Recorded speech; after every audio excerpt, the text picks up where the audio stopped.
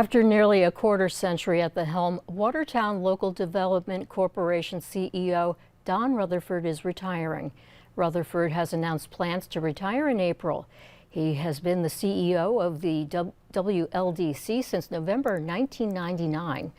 Among other successes, Rutherford is credited with the development of the Watertown's City Center Industrial Park, which transformed an underused part of the city into a manufacturing and business center that employs more than 300 people.